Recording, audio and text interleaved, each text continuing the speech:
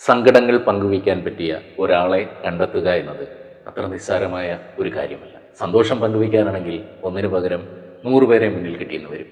കൈയടിക്കുമ്പോൾ 10 വിരലും കണ്ണീർ തുടയ്ക്കാൻ 1 വിരലും എന്ന് പറയുന്നത് പോലെ സങ്കടം പങ്കുവയ്ക്കാൻ പറ്റിയ ഒരാളെ കിട്ടാത്തത് കൊണ്ട് കണ്ണിൽ കണ്ടവരോടെല്ലാം തൻ്റെ സങ്കടങ്ങളുടെ കെട്ടഴിച്ചു വിടുന്ന ഒരുപാട് മനുഷ്യരുണ്ട് ചുറ്റിലും.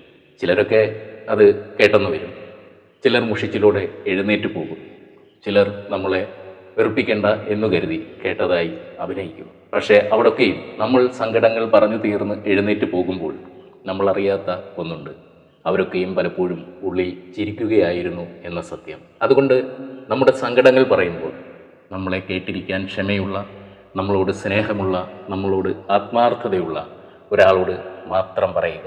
എല്ലാം ക്ഷമയോടെ കേട്ടിരുന്നിട്ട് നമ്മുടെ തോളിൽ തട്ടിക്കൊണ്ട് സ്നേഹത്തോടെ പോട്ടെ സാരമില്ല ഞാനില്ലേ കൂടെ എന്നു പറയുന്ന ഒരാൾ, അങ്ങനെ ഒരാളോട് മാത്രം നമ്മുടെ സങ്കടങ്ങൾ പറയുക. അങ്ങനെ ഒരാൾക്ക് മുന്നിൽ മനസ്സൊന്ന് പെയ്തിറങ്ങാൻ പറ്റിയാൽ പകുതിയോളം തീരും നമ്മുടെ പ്രശ്നങ്ങളും സങ്കടങ്ങളുമൊക്കെ. അങ്ങനെ ഒരാളെ കണ്ടെത്തി വയ്ക്കുക എന്നത് മാത്രമാണ് പ്രധാനം. അങ്ങനെ ഒരാൾ എല്ലാവരുടെ ജീവിതത്തിലും ഉണ്ടാകട്ടെ. കാരണം അതിലും വലിയ ഒരു ഭാഗ്യമില്ല ജീവിതത്തിൽ.